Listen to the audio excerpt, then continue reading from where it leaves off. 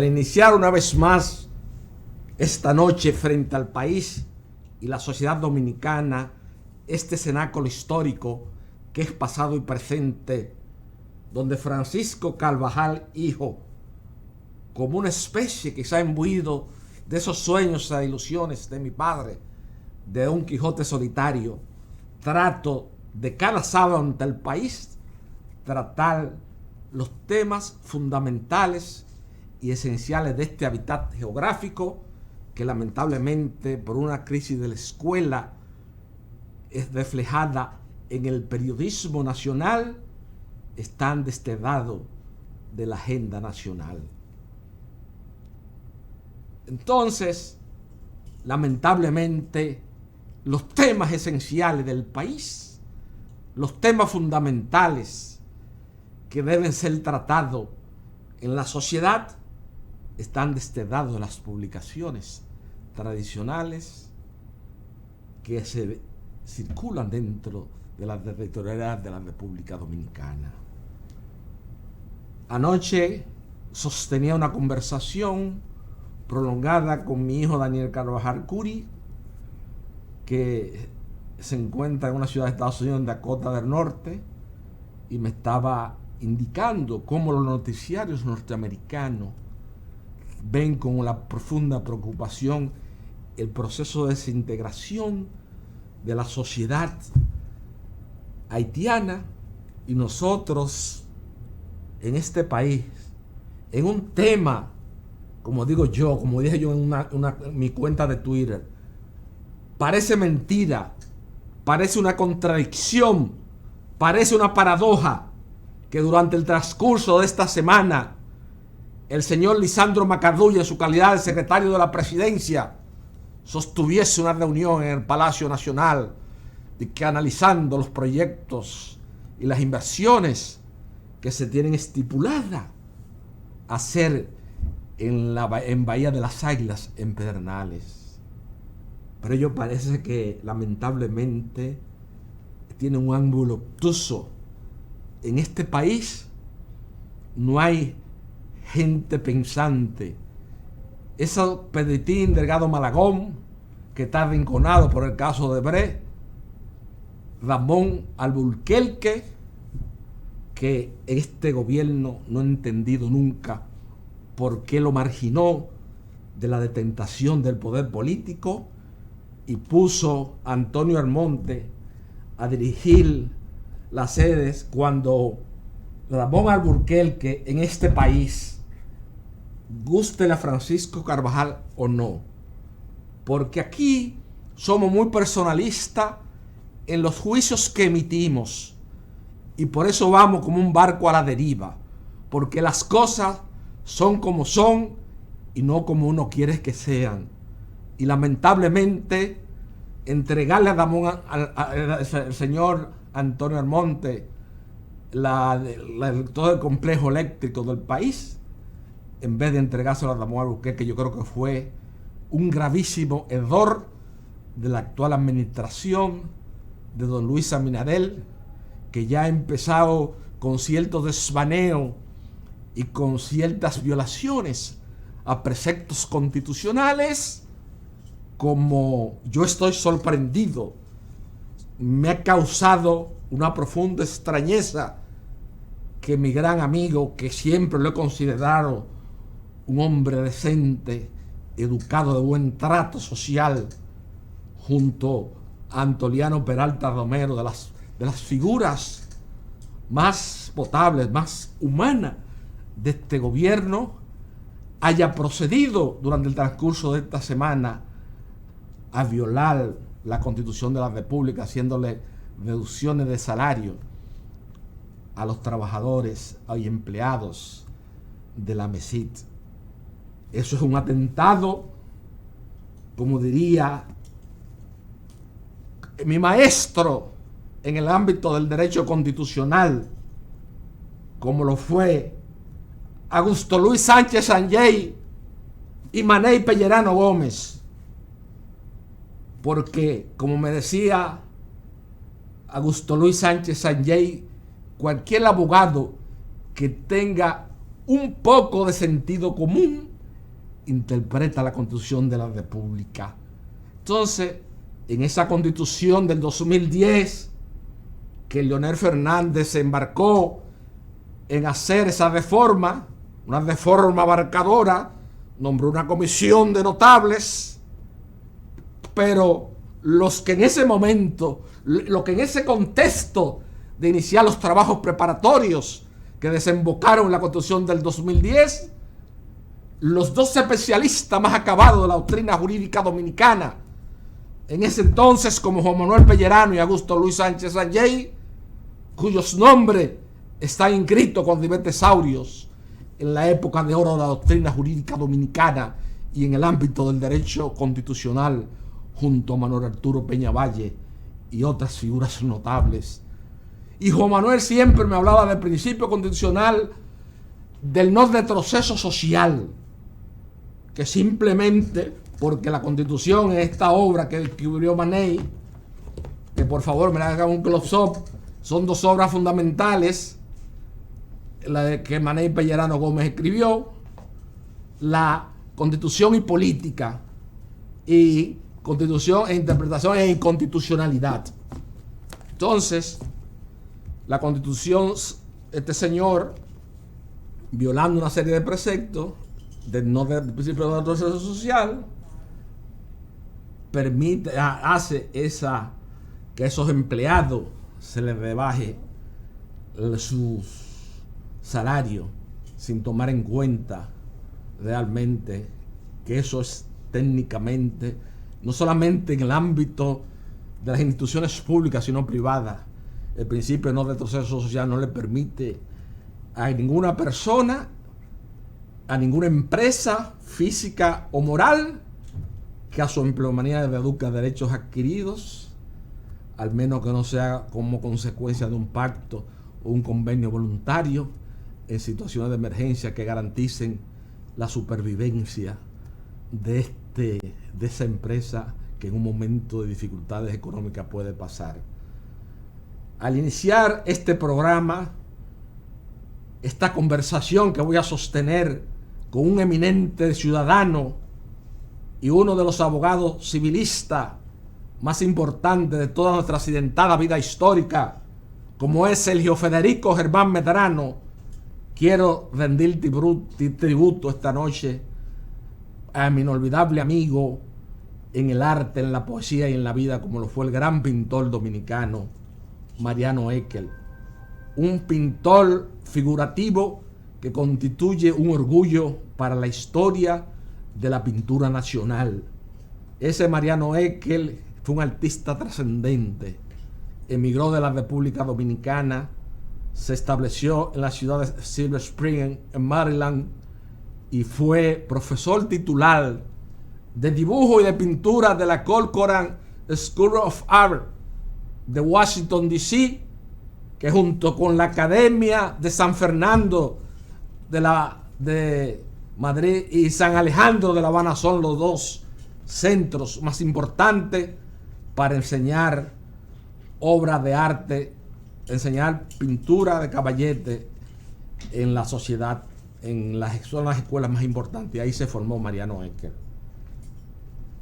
También quiero señalar, antes de cederle las palabras a don Sergio Federico Germán Medrano, y ahora que vi el retrato de Mariano Ekell que hizo de mi extinto padre Francisco Carvajal, me dio una profunda nostalgia cuando lo visité a su estudio en Silver Spring, Maryland, y me sorprendió a mí y a Pedro Gamundi, que en ese momento estudiaba una maestría en Washington, con esa obra que le de mi padre, por lo cual yo le estoy eternamente agradecido. También quiero reconocer la labor y la lucha que han hecho dos distinguidas abogadas, como es Emery Colombi y Ingrid Hidalgo, para que se realice verdaderamente el debido proceso en muchos aspectos de la sociedad, en muchas controversias judiciales, porque yo veo que nos estamos desnaturalizando, no estamos saliendo de los temas esenciales de la sociedad, pero eso lo voy a ampliar más cuando entre ahora, después de la primera pausa de pasado y presente esta noche frente al país y la sociedad dominicana, don Sergio Federico Germán Medrano, que tiene una cultura vivencial y es uno de los abogados de litigio más importantes, para que él edifique con relación a lo que es el debido proceso en la sociedad que se ha desvirtuado en las últimas apariciones públicas que hemos visto, en muchos casos de resonancia. Eso no significa que nosotros estemos defendiendo ninguna de las partes. Yo tengo la autoridad moral más que incluso que muchos abogados de la sociedad civil, porque nunca he cobrado un centavo del Estado Nacional. Así que luego de la segunda pausa de pasado y presente vamos a ampliar este tema con una voz autorizada como es don Sergio Federico Germán Medrano.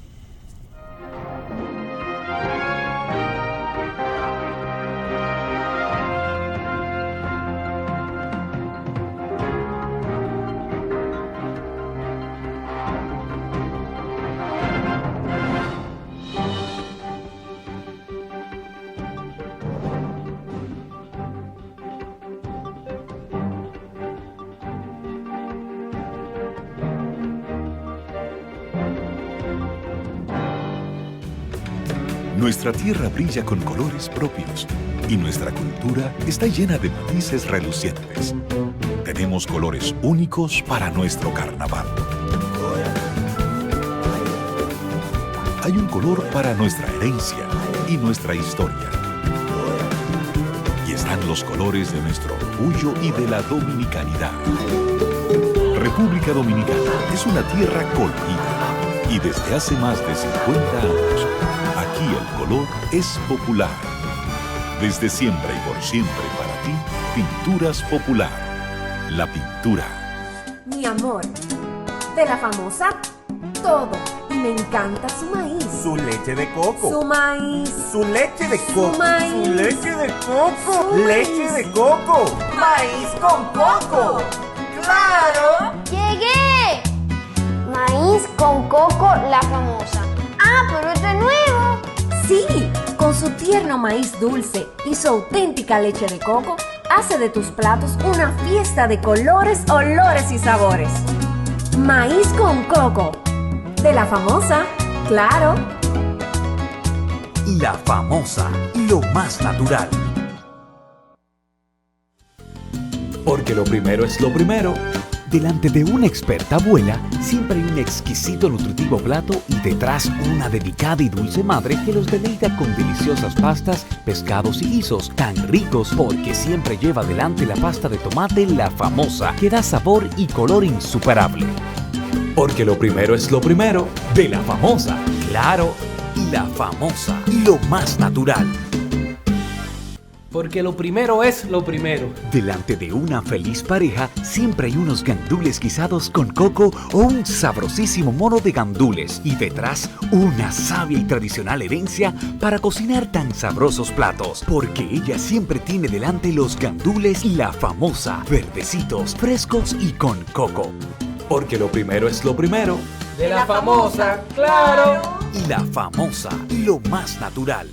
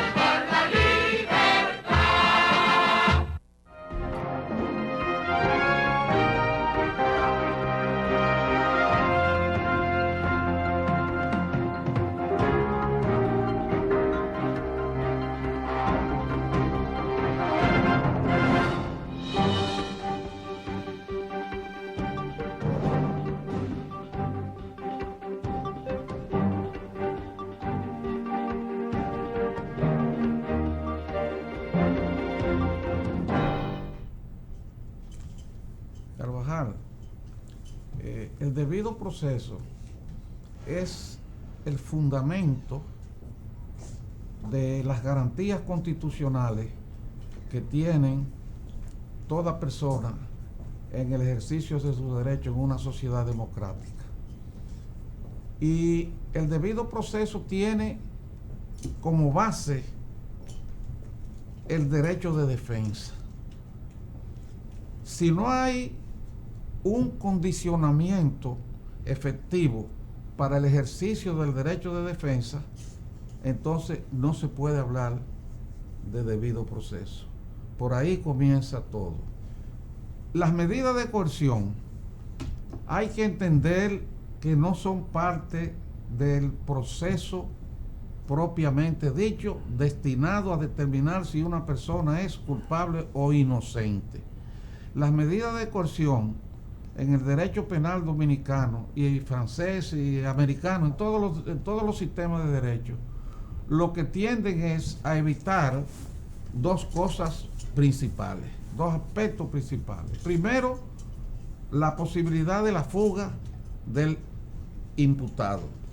Y segundo, que pueda destruir o que pueda ocultar las pruebas Exacto. que vaya a obtener el Ministerio Público para presentar la acusación. Exacto, para Quiere decir que fuera de esos dos aspectos fundamentales, claro, ¿tú entiendes? No tienen que analizar más nada. No hay que analizar está más nada. la competencia de atribución de examinar el fondo de la causa. La intensidad o magnitud de las medidas de coerción que se ordenen va a estar relacionada directamente con la peligrosidad que implica el hecho de que el imputado esté en libertad y pueda destruir la prueba, ocultarla o que pueda fugarse. Eso es exacto. Si no hay riesgo de que eso ocurra, no hay razón tampoco para que se impongan medidas de coerción. Claro. Porque lo fundamental en la existencia de un ser humano en una sociedad democrática es la libertad. Claro, esa es la regla. Exactamente. Y la prisión preventiva es la excepción. Es la excepción. Eso es el punto. Claro. Esos son los dos puntos que hay que tomar en cuenta. Claro. Entonces, el Ministerio es un Público, criterio cada vez que unificado. va a tener el Ministerio Público necesidad de imponer medidas de coerción, tiene que someterse rigurosamente al respeto de esos principios que ha establecido el derecho, la doctrina y la jurisprudencia dominicana e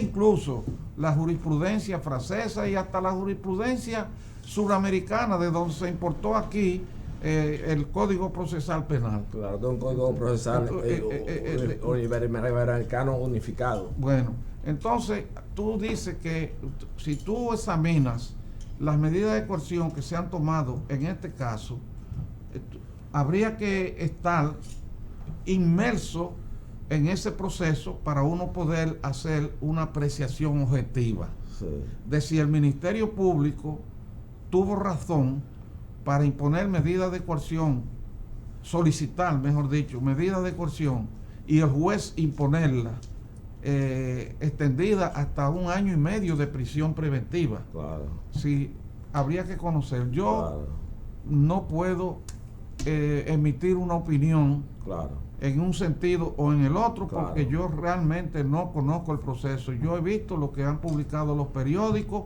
y en base a eso no puedo decir, pero sí puedo aclarar y puedo advertir que las medidas de coerción suprimen una libertad fundamental del ser humano. ¿Tú entiendes? Claro. Todas las libertades, con algunas excepciones muy limitadas. Entonces son medidas que para imponerlas hay que tener la seguridad absoluta de que hay el riesgo de destrucción de las pruebas, de fuga, etcétera, etcétera, lo que ya dijimos. Claro.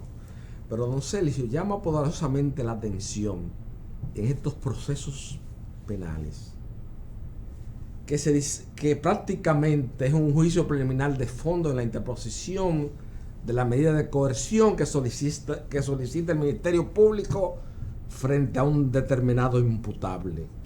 Nosotros estamos analizando desde el punto de vista de la doctrina, de la legislación y la jurisprudencia de un código iberoamericano unificado, que nosotros renunciamos a las tradiciones francesas. Entonces aquí se hace un juicio de fondo, está un show, entonces ya la gente ya de antemano está condenando, entonces se está violando el debido proceso. Y para Francisco Carvajal Hijo, eso constituye, le resta seriedad y consistencia a la lucha que tiene el Ministerio Público y las actuales autoridades contra la corrupción. Pero todavía es más alarmante que desde la detentación del poder político se le manden señales inequívoca de mala administración, como es el caso de la MESI, donde durante el transcurso de esta semana fueron empleados de carrera, se hubo una reducción de su salario de hasta un 75%. Gente que ganaban 100,000 pesos se le bajó a 25,000 pesos. Una persona que me causa mucha extrañeza, porque Franklin García Fermín es un caballero. Ahora la gente loca aquí en República Dominicana, la gente cuando está en la detentación del poder político se vuelve loca y cambia hasta su contextura espiritual, hasta votan la mujer. Aquí el único dominicano que estando en la detentación del poder político, y siempre me distinguió a mí, y por eso yo lo defiendo en todos los escenarios, fue Guido Gómez Mazara. Claro, en esa época yo nunca recibí nada de él ni del gobierno de Hipólito, porque esa era la época dorada de mis amores con Juan José Jesús Bellapar Faura, que todo lo que yo necesitara, no importa la naturaleza, material, ni el alcance, lo tenía a mano. Pero le agradezco eso, pero aquí cambian la gente de una vez. Pero el caso es... Pero el caso es que no procede por el principio condicional de no retroceso social. Pero el problema es que desde hace tiempo se ha establecido, se ha instaurado aquí en el Ministerio Público ese hábito de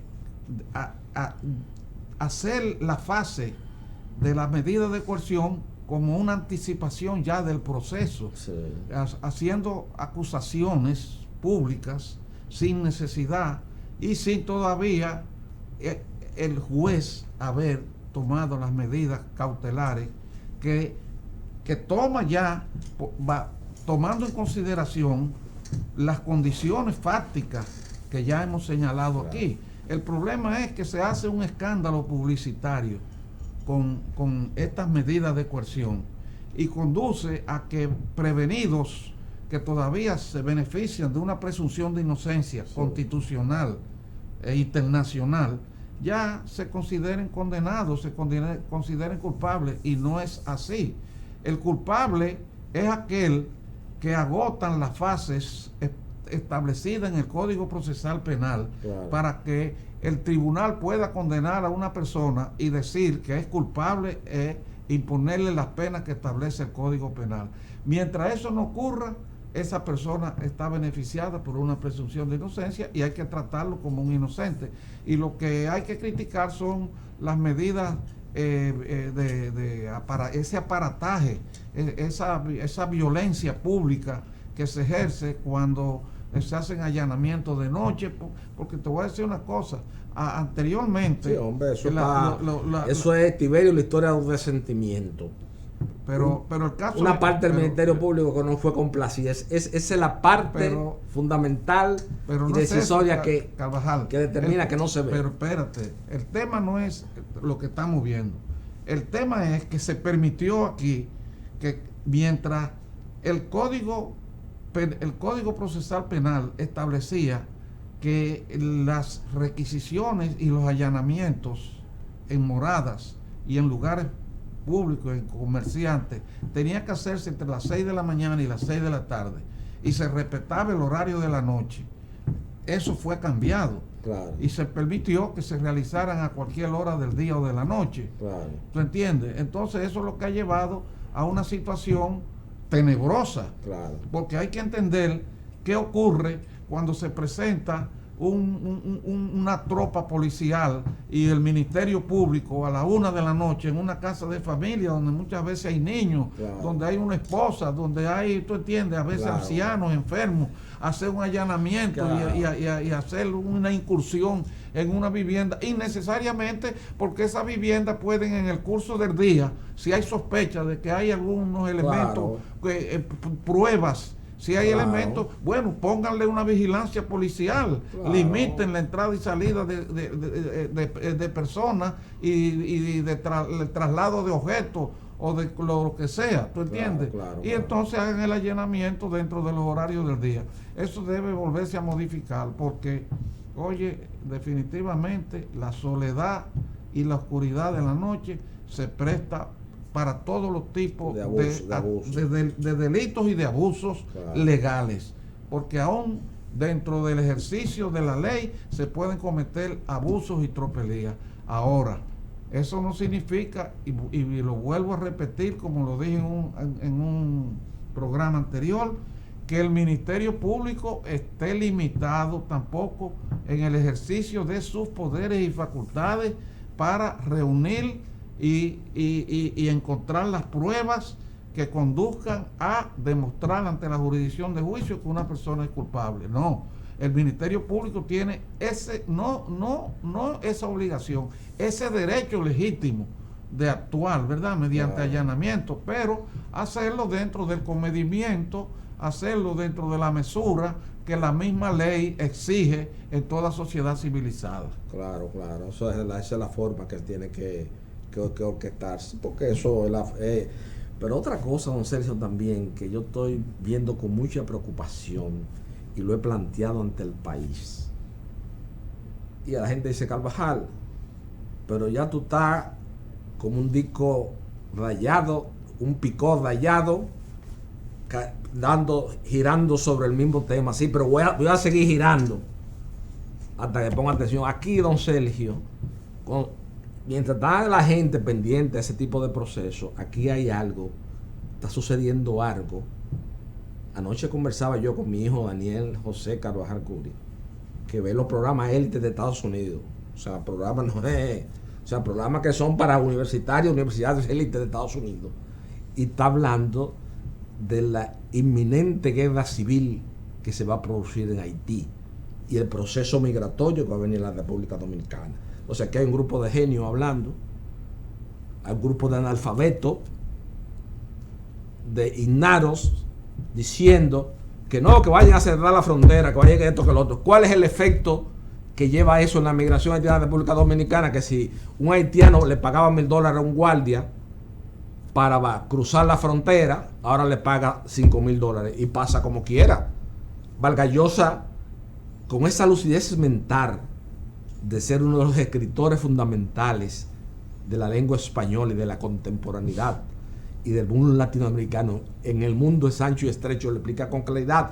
Entonces, a mí lo que me molesta no es que causen a nadie, ni mucho menos, porque yo nunca he sido beneficiario de ningún gobierno. Por eso yo hablo así. Aquí hay abogados de la sociedad civil que se hicieron ricos. Aquí hay una abogada de la sociedad civil que, claro, lo que cada quien haga con sus genitales en República Dominicana es un problema personal de cada quien. Y nadie tiene competencia, atribución para meterse en eso. Pero aquí hubo una de la sociedad civil que consiguió muchísimas cuentas con sus genitales en casa de campo. Y quieren estar trazándole pauta moral. A papá van a venir a trazarle pauta moral. A un hombre que se crió con Francisco Carvajal Martínez y con los grandes intelectuales dominicanos de los 8 años y tratando con figuras como expresidente, como el profesor Juan Bosch, el doctor Salvador Jorge Blanco, el doctor Balaguer. Entonces, eso es lo que está pasando, don Sergio, que hay un problema. Entonces, el problema migratorio de Haití, están operando unas bandas de narcotráfico, porque los americanos la tienen acechada por satélite, tienen todo eso.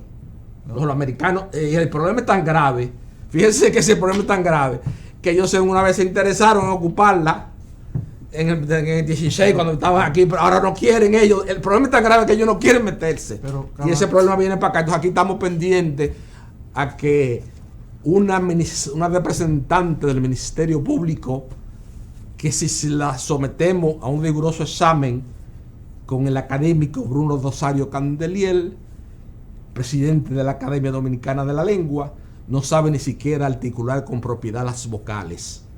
Entonces este país está pendiente a eso cuando tenemos una revolución con un grupo de mafias de narcotraficantes que hay en Haití. Para cruzar para acá. Carvajal, en un programa anterior, tú y yo analizamos y conversamos sobre el problema haitiano y sus repercusiones en la República Dominicana. Y llegamos a la conclusión de que el cierre de la frontera es el único camino que hay para evitar una inmigración haitiana desproporcionada e incontrolada hacia la República Dominicana. Eso lo hemos dicho en varios programas anteriores. Ocurrió el acontecimiento grave que lo pronosticamos aquí el día 3 de julio. Sí, y pernicioso del asesinato del presidente de Haití. ¿Y qué hizo el gobierno dominicano cuando la situación empeoró con ese acontecimiento? Correctamente cerró la frontera. Sí, pero eso es infuncional. No, perdón. Es infuncional. Pero también lo que quiero decirte es que no.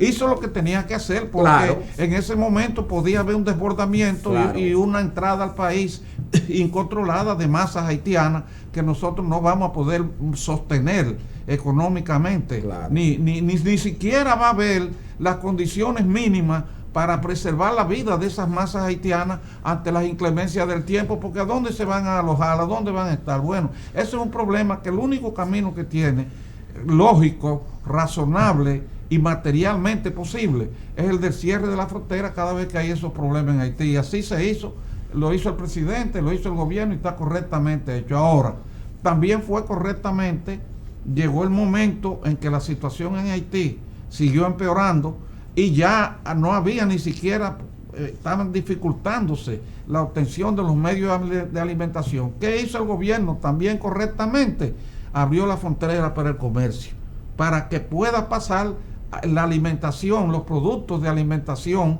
desde la República Dominicana a Haití, y porque también hay una situación de conmiseración humana. Claro. Aparte del comercio y aparte de las condiciones geopolíticas, también hay que entender que son seres humanos, claro, y que tenemos que prestarle la ayuda y la solidaridad en los momentos en que lo necesiten. Ahora, ese problema allá va a seguir y va a repercutir muy seriamente sobre la República Dominicana, porque el problema no es sencillo ni es superficial como se está viendo en los programas de televisión y en los periódicos. El problema es más profundo y es un problema de lucha social que hay en Haití actualmente, que condujo al asesinato de ese presidente. Y te voy a explicar. El martes de esta semana, el periódico New York Times publicó un artículo muy sesudo, muy bien escrito y profundizando y basado en una investigación. Tú lees ese artículo y vas a encontrar dos aspectos resaltantes que llaman la atención, que son los siguientes. El tal Sansón, ese médico que están señalando como el cerebro intelectual y director de todo el complot que condujo al asesinato del presidente, vivía en la Florida y tenía negocios aparentes en la Florida. Sin embargo, hace unos meses atrás se declaró en bancarrota en un lugar, una corte de la Florida. Una corte de la Florida se declaró en bancarrota. ¿Qué significa? Que ese señor estaba en la indigencia, pero ese indigente tuvo entonces recursos que están calculados en $900,000 que ahora se ha determinado que se invirtió para el contratar a los mercenarios de Colombia y hacer todas las gestiones que se necesitaban para el asesinato y el pago de los mercenarios y de los asesinos. Pero ¿de dónde sacó él ese dinero? Aparece entonces una sociedad de la Florida, una compañía de gestión financiera que es la que busca el dinero. ¿De dónde buscó el dinero esa sociedad de gestión financiera? Que es de un individuo que, según parece, no tiene tampoco ningún respaldo económico. Mira, Carvajal, ese dinero sale de un grupo de familias haitianas que tienen el control social y económico y querían tener el control político también de la sociedad haitiana, y ese presidente los enfrentó. Entre ellos se encuentra una familia que tiene el control de todo el negocio de electricidad, y ese presidente le estaba reclamando que le devolviera 200 y pico de millones de dólares a esa familia. Y hay no solo, hay otras familias también involucradas. El que estudia la historia de Haití y el que conoce la sociedad haitiana, aún sea abuelo de pájaro, aún no sea profundizando ni como un estudioso tampoco, ni como sociólogo, se da cuenta que Haití ha estado tradicionalmente dominada por una élite económica. Claro, y que esa élite económica, tú entiendes, es una élite que, además de tener el control de los medios de producción, también desprecia a las demás clases sociales, porque ese es el problema. Por ejemplo, en una sociedad evidentemente hay una división en clases. Claro. Eso es inevitable, eso existe. La clase alta, la clase alta se estratifica en clase alta, media alta, baja alta. La clase media se estratifica en clase media alta, media y media baja. Y la clase baja también se estratifica entre una clase alta baja, una clase media baja y una. Pero esa clase alta de Haití, ¿tú entiendes? No responde a las necesidades de la sociedad haitiana, ni convive con la sociedad haitiana, sino que vive aislada en unas montañas y en una residencia, y ven allá abajo al pueblo haitiano como una masa informe y que a la que explotan y a la que le sacan todo el dinero y lo traen para depositarlo en el extranjero. Entonces de ahí es que ha venido ese dinero que se le dio a esa sociedad fantasma, aunque tuviera estructura jurídica, pero no tenía recursos económicos en Miami, para que le diera ese dinero a Sansón, a Sansón, y lo invirtiera para contratar a los mercenarios. Claro. Revela claramente una estructura criminal internacional que estaba actuando, y lo que queda ahora en la sombra es quién le dio a la compañía de Miami ese dinero para que se lo diera. ¿Quién se lo iba a dar, Carvajal? Que no fueran personas acaudaladas de Haití que tenían conflicto con el gobierno. Esa situación yo la veo de esa manera. Yo no puedo concebir que... No, además tenemos informaciones desde el New York Times. O sea, el New York Times, esos son periodistas. No, claro. O sea, son investigadores. Cuando el New York Times dice una cosa, eso está validado, porque le tiene mucho miedo a la contingencia judicial en los Estados Unidos. Pero, don Sergio, eso que usted acaba de decir, James LeBour, nosotros lo hablamos aquí la semana pasada en ese libro que es la Biblia, como dice Federico Enrique Grateró, como dice Bernardo Vega, como dice Pedritín Delgado Malagón, como decía Francisco Carvajal Martínez, para conocer la idiosincrasia del pueblo dominicano. El de James LeBour, que lo publicó en la Universidad de Yale en el 1941. Y esa élite haitiana, usted que vive en Florida, que por cierto, tengo que decirle que la mujer mulata haitiana con los ojos medio verdosos, eso es lo más bonito. La mujer más bella que yo me he topado en mi vida fue en el mall en la tienda Polo del mall de Val Harbor, en Miami Beach, que me estaban atendiendo. Le pregunto, where are you from? Me dijo que era de Haití. Era haitiana, esa gente es haitiana. O sea, ya usted ve, o sea, Haití también. Nosotros tenemos que estar claros los dominicanos en una cosa. Los artistas e intelectuales, por ejemplo, la escuela naif de la pintura haitiana con Hippolyte y Sabin, tienen mayor proyección internacional que la pintura dominicana. El intelectual más reputado de la isla de la Hispaniola, como le llaman ellos, la mezcla de Santo Domingo, esa fusión que ellos quieren y sueñan siempre, de Santo Domingo, República Dominicana y Haití, es un haitiano, el doctor Jean Puigdemont. O sea, la literatura haitiana, ellos en los linderos universales se han proyectado más que nosotros, porque han tenido también una escuela diplomática, y por eso, una escuela diplomática profesional, y por eso en todos esos foros internacionales nos someten y nos llevan a toda la cosa. Pero quiero también, antes de hacerle la palabra de nuevo, que yo quiero que usted sepa que uno de los conflictos raciales más fuertes, porque la gente a veces interpreta que los conflictos raciales se deben al color de la piel. No, a veces, como dice James LeBour, a veces es un problema de cuestión de costumbre, de la visión del mundo y de la sociedad. Y los problemas raciales más fuertes que se presentan en el estado de la Florida son entre el negro americano con el negro haitiano del pequeño Haití, allá en la Biscayne Boulevard para arriba. Usted me capta lo que le quiero decir, no es un problema por el color de la piel, es que los negros americanos le tienen tremendo miedo al vudú y a la magia de los haitianos. ¿Usted me capta?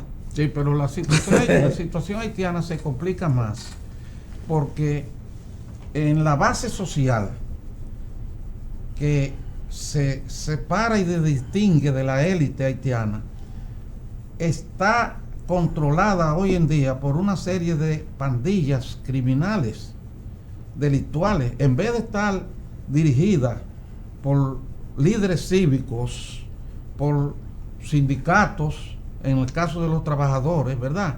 Y por organizaciones de la vida civil que los encaucen por un camino de libertad, de democracia, de cumplimiento de la ley. Lo que están es controladas y dominadas por pandillas dedicadas al crimen y al asesinato también.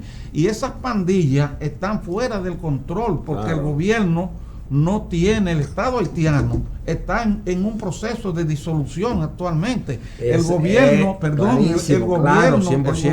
no tiene el control ni la autoridad del orden social, del orden público. Ese orden público en los barrios, curiosamente y fatalmente, está en manos de las pandillas, que son las que deciden qué se hace y quién se hace, y tienen que pagarle los comerciantes, hacerle pago para poder hacer sus actividades, y a los que no los asesinan. Entonces, Haití es ahora mismo una sociedad en disolución y un Estado inexistente. Y ese Estado inexistente y esa sociedad en solución son nuestros vecinos. Son los que tenemos una masa de millones de personas que en un momento determinado, como me decía a mí mi padre, no tienen más camino que cruzar la frontera, porque no se van a tirar al mar a entregarse a los tiburones. No van a salir al mar a nadar, a entregarse a los tiburones en la zona del Caribe, cruzan la frontera hacia acá. Entonces, nosotros tenemos, los dominicanos, que entender dos aspectos de nuestro accionar frente a Haití. Primero, una frontera firme, segura, que garantice que quien cruce de Haití hacia la República Dominicana lo haga mediante los procesos legales y con los permisos correspondientes y dentro de la ley. Eso en cuanto a la inmigración. Y segundo, tenemos también un deber de solidaridad con Haití. También debemos prestarle la ayuda económica en la medida de nuestras posibilidades para que en este momento tormentoso de su historia pueda sobrevivir y pueda recuperarse y pueda reorganizarse y establecer un Estado, ¿verdad?, fuerte, y que pueda restablecer el orden y el cumplimiento de la ley en la sociedad. También eso es otro deber que tenemos nosotros los dominicanos, porque al fin y al cabo son seres humanos y compartimos la misma isla, somos los mismos condenados de la tierra, como decía un escritor, Franz Magno, en una obra llamada así mismo, los condenados de la tierra. Exacto. Nosotros somos también condenados de la tierra, claro, igual que los haitianos, tenemos los mismos problemas. Ahora hemos logrado organizarnos más civilizadamente, hemos logrado establecer un sistema legal más respetuoso y estamos encauzándonos por un camino de progreso y no de disolución como está ocurriendo en Haití. Bueno, don Sergio, vamos ahora a hacer la segunda pausa, pasado y presente, porque quiero tratar un tema del ejercicio de la profesión liberal de abogado de la República Dominicana, de una querella que le ha puesto el presidente del Colegio de Abogados a uno de los abogados más importantes y de más mérito personal que hay en la República Dominicana, que ha producido la República Dominicana en los últimos años, como es Miguel Valerio, y sobre todo a hablar de que la contratación de los abogados está fuera de la ley de compras y contrataciones del Estado, porque es un asunto que tiene que ver mucho con un intuito persona. Usted, por ejemplo, yo no puedo obligarle expresamente que una colonoscopía que uno tenga que hacerse, por ejemplo, uno tiene que ir ante Sobrino de Lupo, guste o no le guste, ante Fernando Contreras, aquel que tiene los mayores credenciales. Entonces, hay cosas que son intuitos personas, que no están sujetos a un concurso. Usted se imagina. Entonces, aquí estamos, por eso mismo que usted decía ahorita, era lo que yo le decía a don Sergio, estamos desenfocados de los temas esenciales. Aquí estamos desenfocados con ese problema haitiano, porque mire, le voy a decir una cosa. Vargas Llosa dice en el mundo ancho y estrecho, los americanos con toda la tecnología de punta, con 50,000 drones volándole el territorio, no han podido frenar la migración haitiana, digo la migración de que viene de Centroamérica, que se salen de un recorrido de Guatemala y van subiendo. Porque cuando un pueblo dice voy para allá, como dice Vargas Llosa en el mundo ancho y estrecho, es la supervivencia. Me quedo estático y muero. Camino, avanzo y por lo menos tengo la esperanza de subsistencia. Entonces, ese es el tema. Usted me capta pronto como que yo le quiero decir que aquí llegan del norte de África, cruzan el mar Mediterráneo y se meten a España y vuelan una cerca de qué sé yo cuántos metros, que son fronteras bien hechos. ¿Por qué se ha creado ese problema ahora de la crisis que hay en la Comunidad Económica Europea? Don Sergio, ¿por qué se ha creado esa crisis que hay en la Comunidad Económica Europea? De la que quiere resurgir de un nuevo nacionalismo, de un nuevo fascismo. para frenar esos procesos migratorios. ¿Usted me entiende, don Sergio? Entonces yo quería ir su opinión, porque ya vamos a tener que seguir derecho porque ya no hay tiempo para comercios sociales. Durante el transcurso de esta semana a mí me causó mucha extrañeza que el presidente del Colegio de Abogados pusiera una querella contra, de fuera una jurisdicción, contra un abogado de la categoría y del tamaño del destacado penalista Miguel Valerio, que al margen de que yo lo considero un gran amigo mío y un hermano mío de la vida, es un hombre que tiene unos méritos personales fuera de serie y ha escrito una de las obras más universales, o la obra más universal que hay en la doctrina jurídica dominicana, que es sobre el ADN, para cómo servir las pruebas de ADN en la sustentación de las pruebas en los procesos penales. Entonces, si aquí se decide, si se va donde todos los colegios, donde todas las profesiones liberales, donde todos los colegios de las profesiones liberales aquí están en un profundo descrédito, usted se imagina que el Estado entonces tenga que, para un caso específico y particular, que contratar, de que llevar a concurso entre abogados una cosa. ¿Qué opinión usted le merece el tema? Deme su opinión personal. Yo no conozco la querella. Yo me estoy enterando por primera vez ahora que tú lo dices. ¿Qué consiste la querella?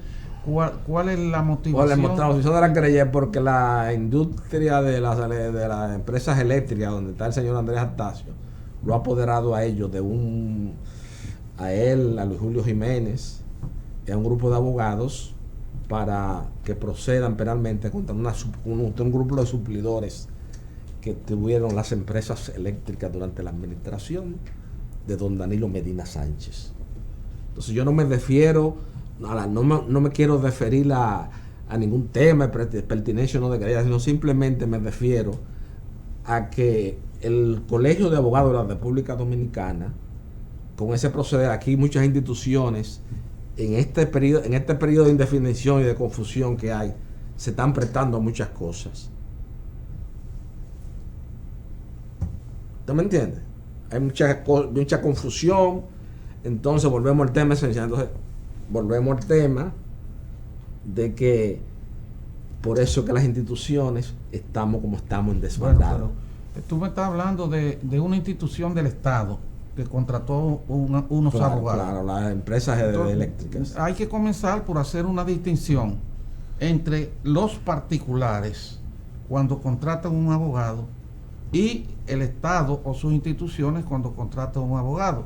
El principio, cuando un particular contrata un abogado, es libérrimamente que lo hace. Tiene todo el derecho a contratar al abogado que quiere un particular. Ese es el principio. Ahora, extrapolar ese principio a las instituciones públicas o las instituciones del Estado sería excesivo. Entonces, para poder dar una opinión sobre esa contratación, habría que ver cuál es el estatuto o la reglamentación o la parte legal que le da nacimiento a esa institución y que reglamenta su funcionamiento. Es decir, si esa institución tiene facultades para hacer contrataciones públicas, porque eso es una contratación pública, ¿verdad? La que hace el Estado.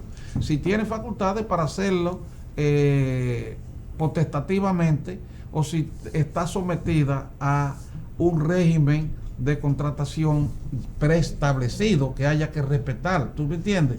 Por ejemplo, que diga que se puede contratar personas cuando en el caso de los abogados, por ejemplo, o de cualquier prestación de servicio que establezca un monto que lo pueda hacer el gerente, o si más allá de eso tiene que ser aprobado por el directorio, o si tiene que someterle un concurso público. Sí. Si fue la empresa de generadora de electricidad esa que se llama las empresas eléctricas de Sur, componen todo el componente, todo lo completo. Es una institución pública. Habría que conocer, yo no puedo opinarte, porque yo tendría que conocer cuáles son las reglamentaciones que rigen la contratación de un abogado o de contrataciones en general en esa empresa. ¿Tú me entiendes? Sí. Habría que ver eso. Podríamos tratarlo en otro, pero sí te digo que en principio la contratación de los abogados en los particulares es libérrima, es libre. Puede contratar al abogado que quiera. Ahora, en el Estado, no sé. No te puedo opinar de eso.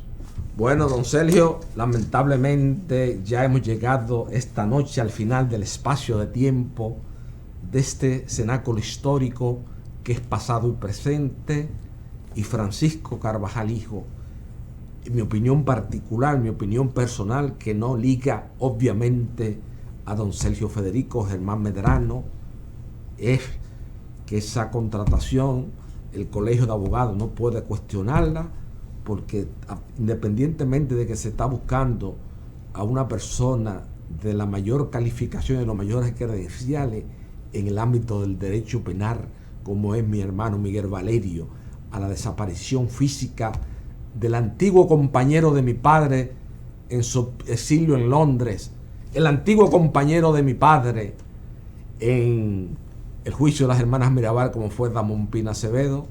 Yo creo que el presidente del Colegio de Abogados ha hecho un uso abusivo de un derecho. Y ya lamentablemente ya hemos llegado al final de este espacio de televisión, y solo me resta darle las gracias una vez más al país y a toda la sociedad dominicana por elegir Pasado y Presente como su programa favorito, donde cada semana analizamos los temas trascendentes que tienen que ver con la permanencia en el espacio y en el tiempo de este hábitat geográfico que es la República Dominicana, que en los diversos fastos de la historia costó muchas vidas y muchas ilusiones a muchos hombres. Buenas noches, amigos televidentes.